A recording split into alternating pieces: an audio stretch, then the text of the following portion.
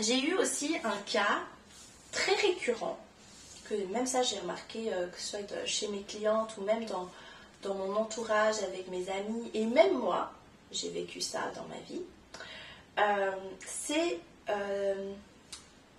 de développer comme des espèces de désordres alimentaires, si je puis dire, lorsque notre vie sentimentale ne va pas comme on veut. Et bien de nouveau, ça c'est une réaction, on va dire, de l'instinct comme ça, je suis triste, je suis pas bien, j'ai mal au ventre, du coup j'ai mon ventre qui se resserre et j'ai pas d'appétit. Ok, ça peut se passer pour la soirée, ça peut être pour une journée, mais ça ne va pas devenir ton nouveau style de vie. Parce que de nouveau, on en revient toujours à ça. Lorsque tu t'aimes, lorsque tu te respectes, lorsque tu sais que tu es importante et que tu veux avoir un beau corps en bonne santé, tu ne mélanges pas les deux. Tu ne vas pas mélanger ton mal-être à l'alimentation. Tu arrives à faire la part des choses justement, à te dire, attends, là je mange plus, ou là je mange trop, je mange que des cochonneries, je saute des repas, ça veut rien dire, stop. Stop. Tu te remets dans un bon rythme. Tu gardes ton rythme. Tu prends ton petit-déj à midi, le soir, tu restes dans ton équilibre, dans ta stabilité à toi. Ça, c'est un point qui est, je crois, hyper important. Et je peux vraiment en parler vu que j'ai eu en plus des troubles du comportement alimentaire. Alors sans aller dans cet excès-là, mais je remarque souvent que même sans aller jusqu'à développer des troubles du comportement alimentaire, beaucoup de femmes peuvent d'un coup prendre beaucoup de poids à cause d'une rupture amoureuse, à cause de je ne sais quoi, ou en perdre beaucoup de poids. Non, on ne va pas s'ajouter de nouveaux problèmes. Dans un sens ou dans l'autre, on se rajoute des problèmes. Non, il y a eu une rupture, ou peut-être que tu en as marre, ça fait longtemps que tu es célibataire, peu importe. Peu importe. Il faut apprendre que tout ce qui est déjà équilibré dans ta vie, il faut apprendre à le maintenir en équilibre. C'est-à-dire que si jusque-là, franchement, tu avais un poids superbe, une bonne santé, tu ne vas pas venir, te bousiller la santé parce que cette personne a eu des mauvais comportements à ton égard. Parce que là, tu es en train de réagir à ce qu'elle fait, tu ne te rends pas service, tu n'es plus aligné avec toi, tu es aligné avec l'émotion qu'a créée cette personne, mais cette émotion, elle ne va pas durer. Parce que tu sais le genre de femme que tu es. Tu sais que tu peux tout manifester. Que tout, quand je dis tu peux tout manifester, vu que c'est déjà ce que tu fais.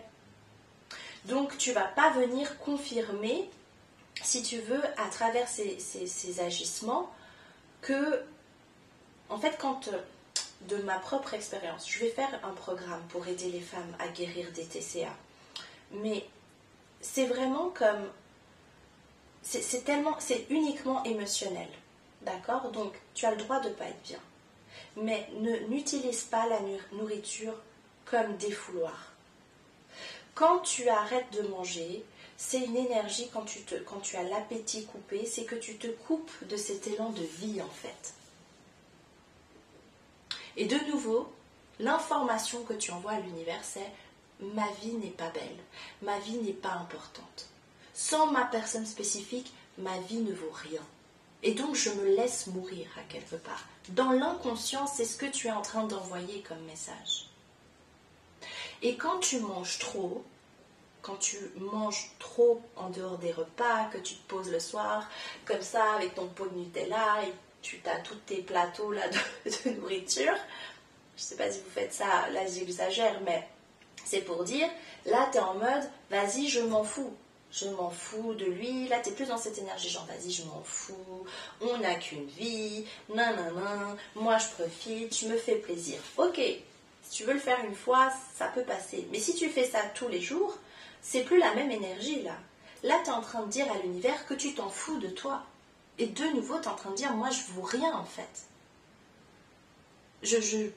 Mon corps, ma santé, on s'en fout. On ne s'en fout pas. Tu n'es pas ce genre de femme-là qui s'en fout. Non, tu ne t'en fous pas. Tu es là, tu as une vie à vivre, tu as une vie qui est importante, c'est la tienne. Tu es une femme magnifique, importante. Et tu vis cette vie pour toi. Et donc, tu laisses la nourriture à sa place, en fait.